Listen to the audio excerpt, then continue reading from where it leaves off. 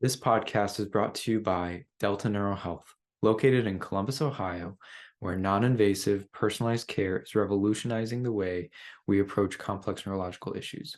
With cutting-edge techniques in functional neurology, functional medicine, and chiropractic care, we're leading the way in managing conditions like concussion, dizziness, brain fog, anxiety, POTS, attention, and more.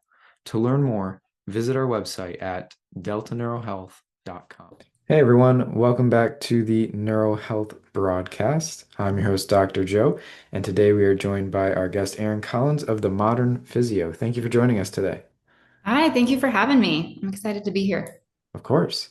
And Erin and I have already been in communication, and we both really appreciate what the other does because I think both of our clinics try to think outside the box and take that individualized approach with each patient. And that's, more or less what we want to talk about today, right?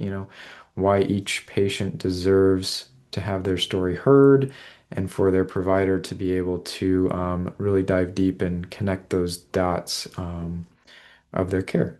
So, so I'm excited to jump into it with you today, Aaron. Yeah, me too. I think um, when I think about the values of of my business and my personal life, one of the biggest things that I wanted to take with me that I didn't feel like I could provide my patients in mainstream healthcare was the time and attention that they deserved. And I knew that I wasn't giving them everything that I could give them because I just simply didn't have the time or the environment to do so. And so I think that's just a really important topic.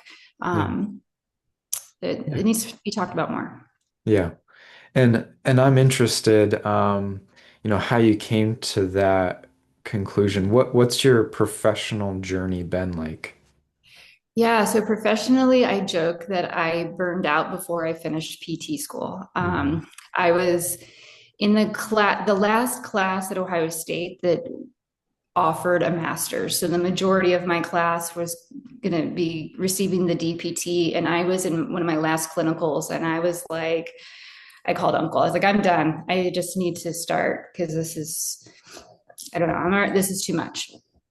And so with each place that I worked at, I worked in sports med and then with a big hospital. I worked in more of a private practice group that was owned. It was a large group, but it was owned by physical therapists.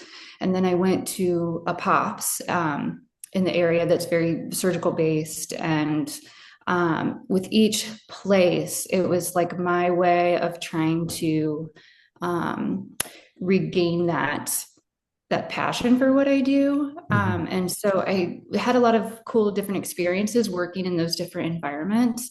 Mhm. But eventually, by the time I had my third child, I was in a better position where I could just be like, I need some time off. And so I took some time off. And at that point, I swore I was never going to do anything health related again. I thought I might open like a boutique, something completely unrelated. Mhm. And slowly, as I had more time to myself, that passion came back. I spent a little time pre pandemic.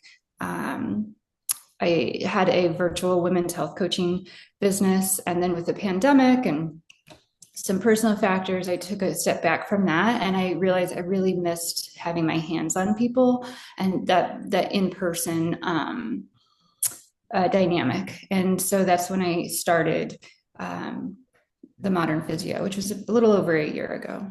Okay. So you've kind of seen healthcare in a few different settings now, obviously. Yeah. What were some of the, I guess, limitations or the struggles that you were running into when you first started your career, that made you want to kind of change people's expectations or, things Yeah. like that? Yeah, for the modern physio. Yeah. So I think there was a few experiences. One Mhm. is I think there was always a surprise. Of, in the actual experience, you can be recruited, you can be kind of talked to by your future employer, and they're going to tell you, oh, we're different. We don't worry so much about productivity. We really want it all to be about the patient experience, but when you get there, that may not be the case. And so Mhm. those experiences of having 4 to 6 patients at a time, and then all the documentation that goes along with that, and spending either your entire appointment, either when I began, it was all written charts. So with a pen in my hand and trying to write down everything, or try to do it the way that I like to do it and spend my evening charting, and I was never home. Mhm. So there was those aspects of it. And then as I developed kind of my own practice in managing that aspect, I was still so frustrated because you can't really talk to them about nutrition that much. You really Mhm. have to stay within these specific kind of guardrails of what the Mhm. people that you're working for, which are mostly doctors, want you to talk about. Um, and then there was even one patient who she was a woman, kind of middle-aged woman. She recreational tennis player, had had 2 or 3 kids. She came to me for rotator cuff, and when I evaluated her, rotator cuff was strong. She had good motion. She didn't really have any deficits related to the shoulder. I had already cleared the neck.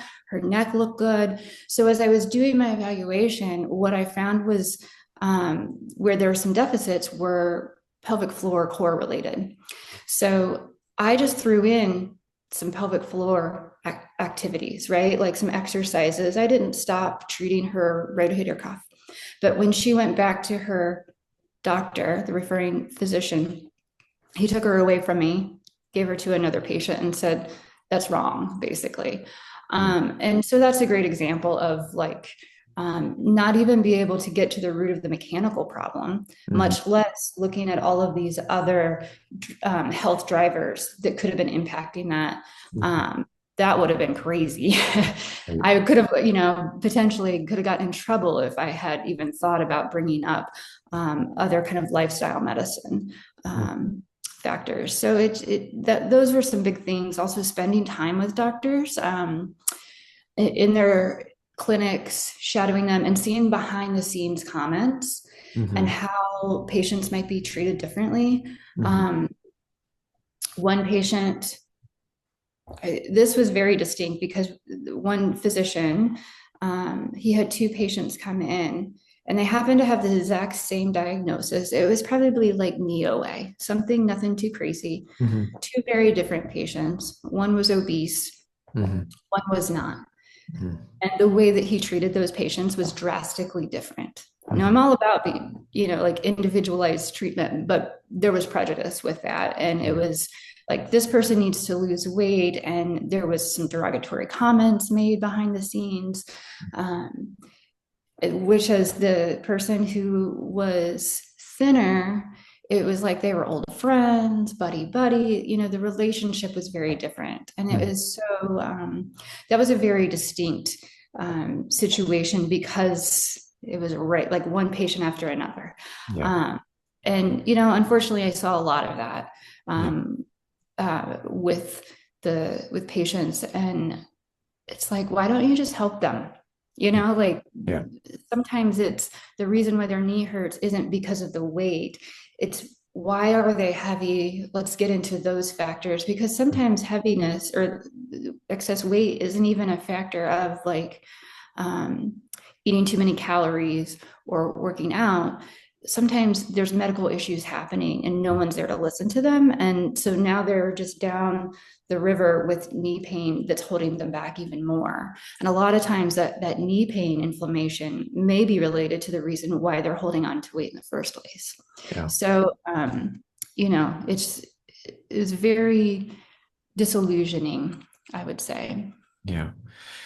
So I think just a lot of feedback that I've gotten in practice with, patients that have gone to some of the big box physical therapy places or the places that maybe are working hand in hand with the orthopedist is, you know, maybe they have shoulder pain or something, and they're told only to work on, that area, and then when they're done with that area, we're done.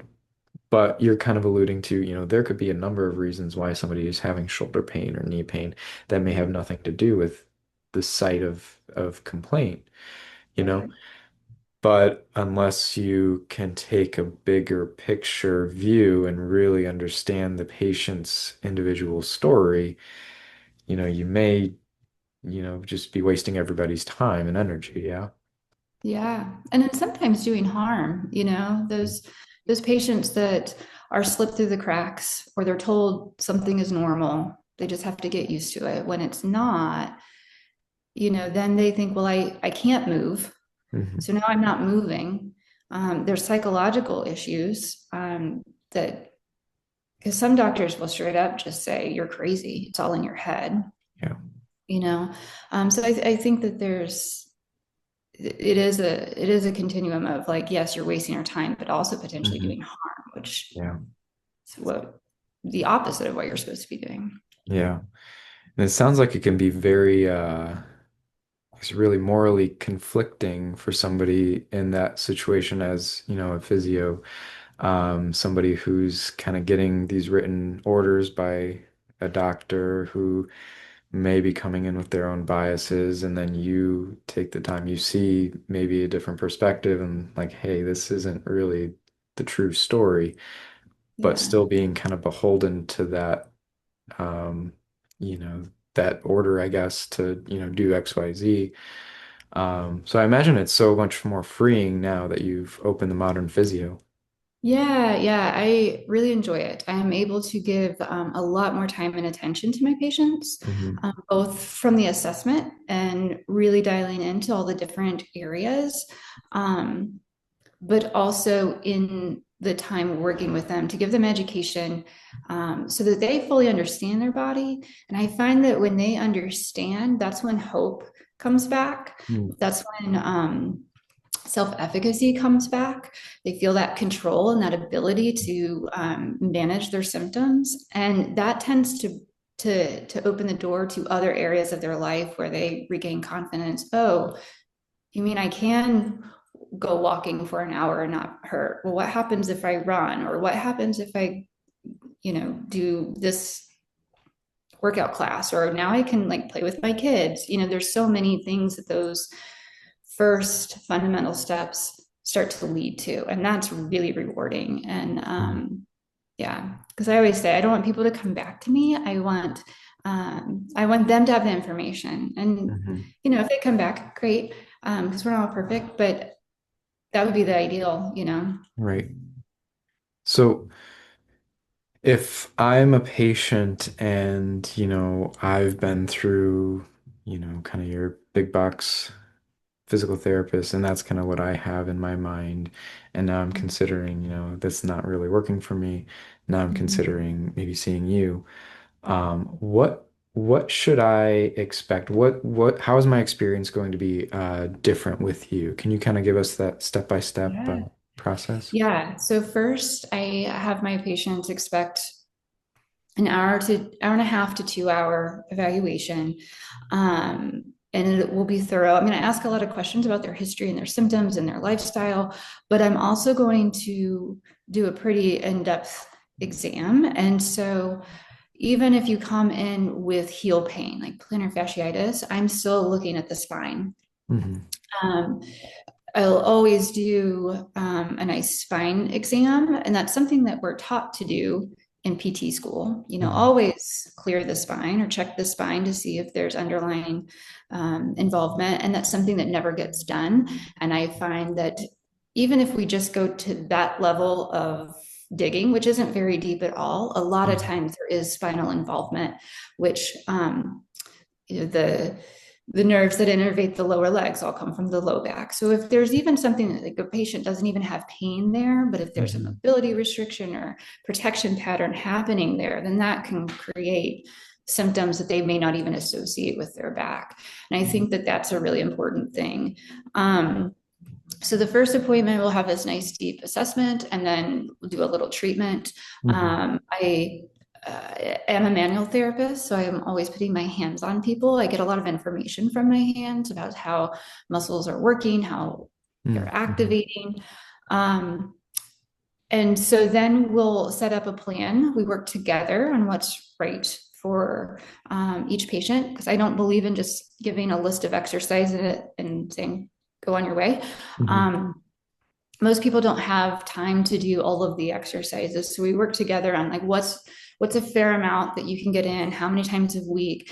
And knowing that information, we kind of come up with a plan for the future sessions. Mm-hmm. So usually I'm seeing a patient once every week, once every 2 weeks. Mm-hmm. Um, so that they have time to actually try the exercises at home, see how they're working, Mm-hmm. and really integrate the education and the treatments that I've provided. Some patients, like I have one patient that's a huge traveler, and so I'll see her, once a week for maybe 3 weeks, and then I won't see her for a month. And so we just work around that. And I think we've been conditioned, if we've had experiences with big box physical therapy, Mm-hmm. 2 to 3 times a week, 6 to 8 weeks is kind of a standard, unless you're having surgery like an ACL or something. 2 to 3 times a week, 6 to 8 weeks is pretty standard. And it doesn't need to be that way. And so I believe in packing that time with value, but also that allows for efficiency over the long term.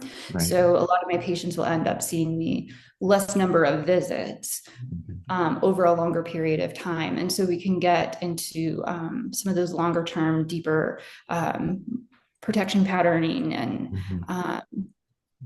yeah, we can get longer term gains Yeah. that way. Yeah, which I'm sure the patients appreciate, which Yeah. which I want to ask, since kind of maybe shifting models a bit to more patient-focused model, how do you feel like the outcomes have changed? Sometimes I surprise myself on how Mhm. quickly people get better. Yeah. Uh, I mostly see women, but one of my patients sent her husband to me, and he had hurt his shoulder, and he's a big golfer. And I was like, don't expect to play golf this summer. And he was playing 9 holes within well before the summer was out. And I think he was just playing a couple rounds, like Mm. full rounds, just like a week or two ago. So yeah, so sometimes I surprise myself. Yeah. Um, I do like to under promise, over deliver, but even with that, I am seeing really good gains, really good Mhm. outcomes for my patients. Yeah. What do you think, what do you think one of the core issues of kind of, we'll say, the traditional model is? Like, why did it get to this point? Why, do so many people find themselves in this mill? And how do you think, as healthcare practitioners, we can ultimately move past that? Yeah. Yeah, I mean, I really believe that insurance companies are probably the crux of the issue. Mhm. I also think that traditional physician education is also part of the problem Mhm. with those MD, DO programs, um, because I think that a lot of the education kind of teaches physicians to stay in their lane in a box and not think outside of the box based off of the science that they know. Um, and then that's reinforced by insurance companies just putting so many regulations Mhm. on the physicians, which then trickles down into other areas and other healthcare practitioners, right? And so this is where reimbursement to providers has just dwindled over the years. And so then they have to see more patients, but there's not more time in the day. So less time per patient. And that's where we've ended up having there was a day as a student, I think I was in a clinic and I saw 24 patients in a day. Mhm. And that was as a student. That was not even, so there was more people on that schedule as well that my clinical instructor was seeing. So I do think a lot of it comes down to money Yeah. and a lot of narratives that have been perpetuated to support making money. Yeah. Um, I think they kind of go hand in hand. Yeah. But I do think that clinics like you and I, who are smaller, I think that's a big step. And I'm Mhm. seeing more and more. Um, I know chiropractic care there's always been a lot of chiropractic clinics where I've lived. It hasn't been hard to find a chiropractor, but I haven't seen growing up, if physical therapy wasn't as easily accessible. And so I'm seeing a lot more and I'm meeting a lot more Good. uh, private practices, but also cash based. And I think going the cash based route is really the way to separate ourselves from that insurance model. Yeah. Yeah. It just seems, I think you hit the nail on the head there. It just seems like the current economic climate or the current insurance climate just is not conducive to optimal patient outcomes. That's just how it is. Yeah. So unless, yeah, individuals kind of break away and say, hey, I don't want to get stuck in that hamster wheel. Like I actually want to practice what I learned and why I got into these professions in the first place to help people, like in a meaningful way. Not to say that, people aren't helped through those, maybe more traditional means, but to really impact, people in a much deeper way. Yeah. Yeah, yeah. So I really, I appreciate what you're doing. But yeah, chiropractic is kind of in the same boat. Yeah. So a lot of people are kind of moving away from that model, and I know for us and our family, if I'm looking for a provider, I don't even consider, do they take insurance or not? Like we keep insurance for the scary stuff, but the kind of the day-to-day important stuff, we don't really consider that. And Yeah. yeah, Same, yeah. which is great. I love that there's more direct primary care practices here in Columbus. There's been Mhm. kind of a boom of those, and the concierge model has come back. Um, Hmm. so if we're seeing that in primary care, maybe some specialists will start. And I Yeah. really feel like we're not going to see a change in the big healthcare realm until more and more of us cash-based practitioners, because that's where it's all about supply and demand. And if the consumer is demanding it and there's something there to meet that need, then there's going to be more of that. Yeah. So I'm Yeah. hoping we're in the right direction as far as healthcare Exactly. goes. Yeah. Exactly. I think so. I really do. So considering all of this, and this is a neuro-based podcast, how does the approach to care that you're taking, how does Mhm. that align with our inherent nervous systems? Yeah. So I think one of the reasons why I love having so much more time is that I can look at all the systems in the body together, right? Our musculoskeletal system that we think about traditionally as our orthopedic, as an orthopedic PT, um, it doesn't exist in a vacuum. It works alongside, and I mean, alongside isn't even the right word. There's an interplay with all Mhm. of the systems, it's Right. systems on systems on systems. And then we have that's just our body, and our Mhm. body functions within our environment and all of the systems around us, right? And so when we start to look at that, you can see how all of these inputs in our lives and within our bodies can affect the outputs, which one of Mhm. the big outputs that bring people to me is pain, right? So having that time to figure out if my patient has had past trauma and maybe may benefit from um, working with a mental health specialist to help um, protective patterns or move emotions out of the body, those types of things. But even that is rooted in our nervous system, right? And if we are stuck in fight or flight because of past trauma, then it doesn't really matter what I do exercise wise or um, treatment wise if that's not addressed, right? So there's those aspects, but there's also And there's some I do a lot of nervous system regulation um, treatments, whether it's with dry needling, breathing techniques, because breathing tends to be really impaired especially when we have spinal issues or core compensations. Um, so I do a lot of nervous system regulation that is within my lane Yeah. as a PT.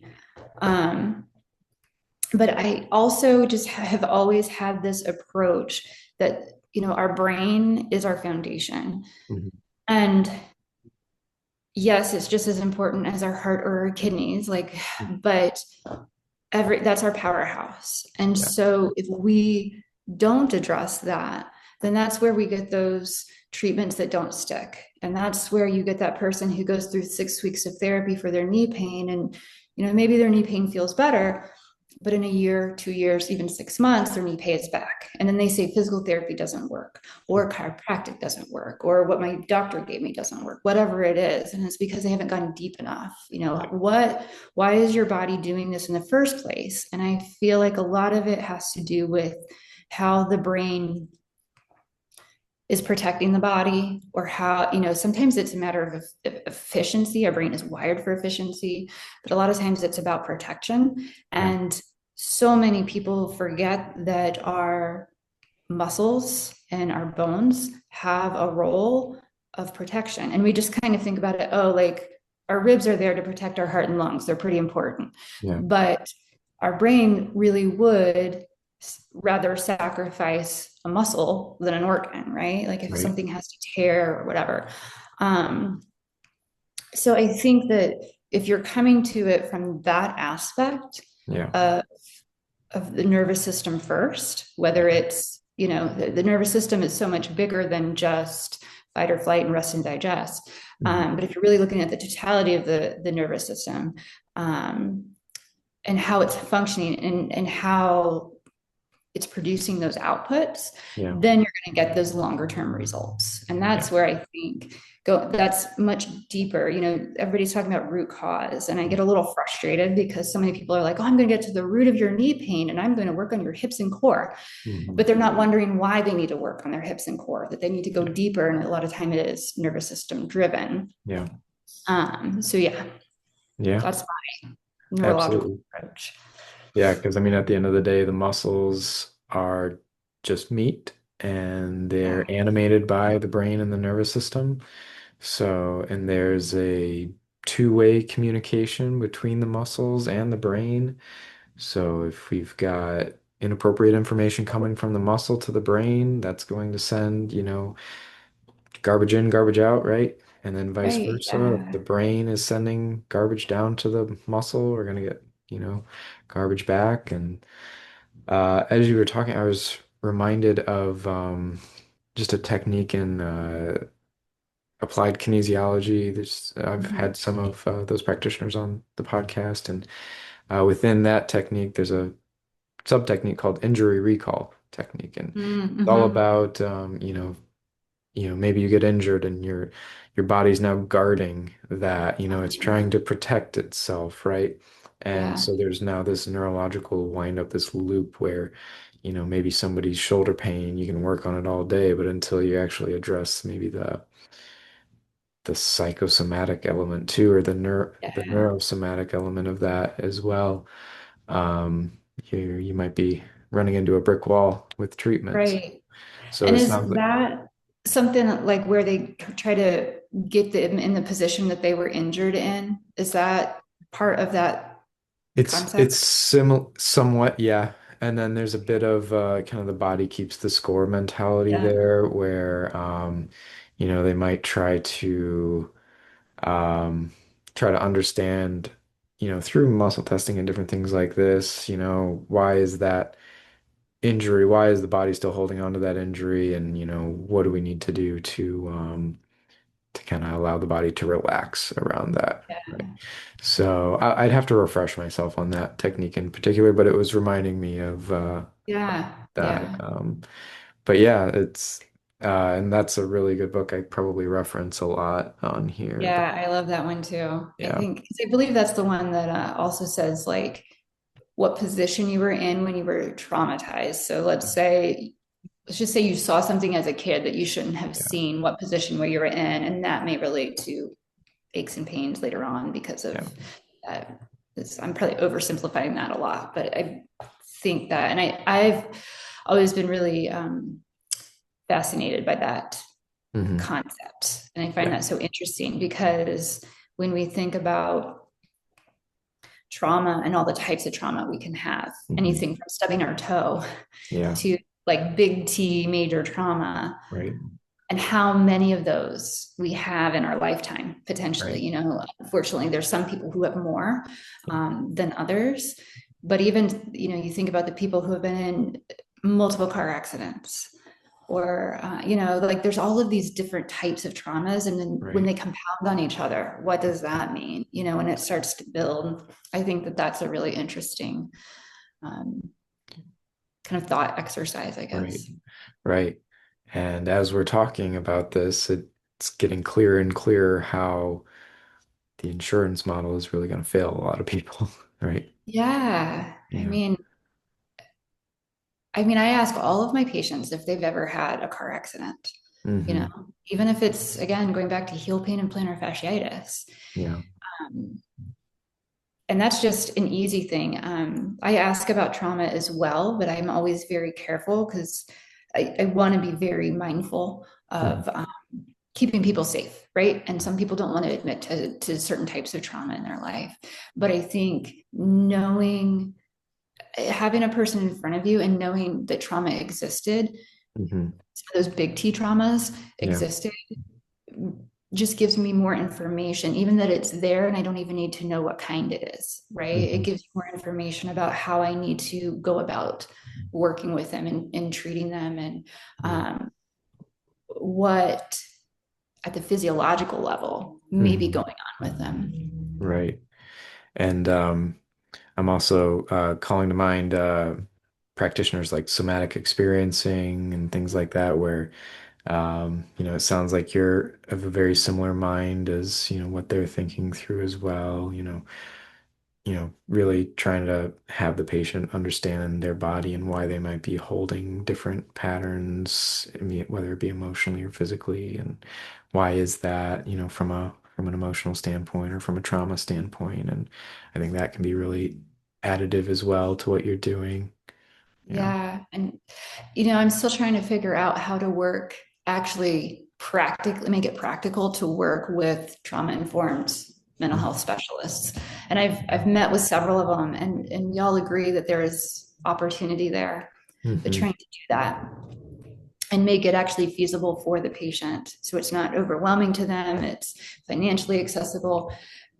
But so much of what I see, and I don't know if you see this, I'm sure you do, of people who have disconnected from that pain. And so they've disconnected from their body. And it's really just a protective mechanism Yeah. because they have to go on in their life, even with this pain, right? Yeah. And I'm just talking about mechanical, physical, maybe not mechanical, Yeah. but physical pain, physically experienced pain. Yeah. And, but that again may be an output from an emotional input. Yeah. And so helping to figure out and tease out some of those things, having like a multi-practitioner team, I Hmm. think would be amazing. Oh yeah. But how do you do that on a day-to-day basis? I don't know. Yeah. So Yeah. Yeah. You'd almost need to both be working with the patient kind of simultaneously almost. yeah, And like a team treat. but yeah. But yeah, definitely, you see those patients who have both detached from kind of what's going on, and then on the flip side, I've definitely seen people who have maybe over attached to what's going Yeah, on as well, and then that becomes part of them, their identity. yeah, yeah. And so there's a And little bit of honestly, I see those people, they mhm. overattach because they've been written off and they just want to be Hmm. validated, right? And Hmm. again, that Yep. goes back to probably mainstream healthcare. Yeah. And then you I start. myself have experienced it, and that's another huge reason of how I practice is because I've had lifelong chronic health issues, and I've Yeah. experienced patient, physicians tell me that I need to see a psychiatrist. And I'm like, but you didn't even do any labs, Right. Right. and later on I was validated that it was Yeah. a physical issue. But if it's happened to me multiple times, how many times has it happened to other people? Right. You know? And then you were talking about kind of the cumulative effects of both physical trauma and maybe emotional traumas. Yeah. I mean, a lot of times, I mean, I would consider sometimes going to certain providers a bit of an emotional trauma based on how a patient was received and, um, treated. Were they written off? Were they, not given the time of day? All these things, and that just builds into their story, and that they carry that with them when they see you, when they see me. So there's a lot of yeah, a lot of things we kind of have to rewire or kind of Mm-hmm. unwind. So Yeah. yeah, yeah, It's only so much time in the day and only so much so much time. one person can do. But that's why I think working together, even if I haven't figured out how I can actually work alongside that Mhm. team, I know that I have people like you that then I can Mhm. refer to, and at least Yeah, people have the option yeah. of receiving different types of care and Hmm. different, because I also think if so many more people like us would talk to each other, Hmm. there's a lot of knowledge out there Yeah, that when you bring it together, it yeah, means so much more. yeah. And then also when you get people talking together, then that inspires new ideas that build on one another. And I Right. think all of the answers are probably out there. We just are too divided, even outside of the crazy political divisiveness, just within our fields to, Yeah, all right. healthcare, there's enough ego and division that no one's talking. A lot of ego. Yep. Yeah. A lot of ego. But well, that's why I'm very appreciative to, know practitioners like you Yeah. who have humility, who are very just interested in patient care and learning and things like that. So, Yeah. Well, and this podcast is a great mhm. platform Mhm. to build that. So thanks to you for Yeah. doing this. Well, thank you. Yeah, that's what we're trying to do is just identify and give a platform to people so that we can have these conversations so patients can see what's out there and to, hear that, they don't just have to go to big hospital system, to receive care and things like that. So Yeah. Yeah. I am curious, what do you see for the future of the modern physio? What do you want kind of that baby to accomplish? Yeah. So it's funny. I'm doing a lot of reflections. The summer has been Mhm. an interesting summer um, for me personally. And what my initial dream was to have a very big, like, wellness studio community, but also have a lot of wellness opportunities within the Pilates realm to make Mhm. Pilates more accessible and safe for the public. And um, and I'm rethinking that, Pilates is having this big resurgence, which is awesome. Mhm. But sometimes, but do we need another Pilates studio? And while I can argue how I'm different and that's still providing value, is it needed? Is it necessary? Also, there's so many people creating these communities because we know that there's this epidemic of loneliness, and Mhm. um, our last attorney general was talking about this for a long time and how we need to build the infrastructure and communication or connection for people to communicate. But again, like, so many people are trying to do that, that do I need one more person to try to do that? Or should I just help and build on to what's being established? Because if everybody's spinning their wheels at the same time, nobody's going to get anywhere. So that's where I'm really trying to decide what I want to do um, with the modern physio. But I can say that those values of integrity and, autonomy for the patient, and that holistic mindset of giving women what they really deserve to get, will always be there. So those are kind of like my guiding principles. And I'm hoping, one thing I can say is I'm hoping to get more digital content Mhm. out so that um, because one of the groups of people that I love to work with are the people who write off their pain because they've been told it's normal, Mhm. and common isn't normal, or they just think like it's not bad enough. But those are the people, like, that's the sweet spot. Let's work now before you're completely injured and taken out of the picture. So some of that digital content, I think, would reach some of those folks who are in those earlier stages of kind of that decision making of whether or not they may not feel like they are right for physical therapy. And there's a lot of beliefs around that are always interesting to me. A lot of people think they have to have surgery or a full injury, and that's not necessarily true. So if I bring it out as more of just wellness content, I'm hoping that that will help to reach those folks. Love that. Yeah. Well, Yeah. hopefully this is a, great springboard for Yeah. you in that endeavor and some of those endeavors. So, um, yeah, I really appreciated having you on today, Yeah. Thanks for by the having way. me. And if you could leave our listeners with maybe like a final thoughts, words of hope, encouragement, yeah, Yeah. great. I would say there is, if your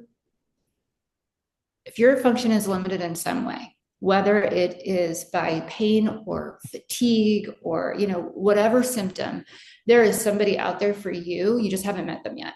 Yeah, So keep an open mind and stay hopeful and just keep looking, and you will find that person yeah, or yeah, team of people. Yeah.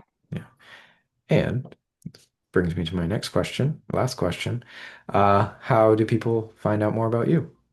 Yeah. So the best way is just to go to my website, which is www.modernphysioohio.com. But I'm also on Instagram, Facebook, and LinkedIn at modern.physio.ohio. So Yeah, you can follow me there, or you can find me on my website. for sure. So be sure to give Erin a follow. We'll make sure to link to all of that in the show notes and then in our promotions as well. So you can find her that way as well. So I really appreciate you coming on today Yeah. and Thank can't you. wait for people to get to listen to this great conversation. Yeah. It was great. Always enjoy talking with you. Yeah, likewise. All right. Well, everyone out there, take care.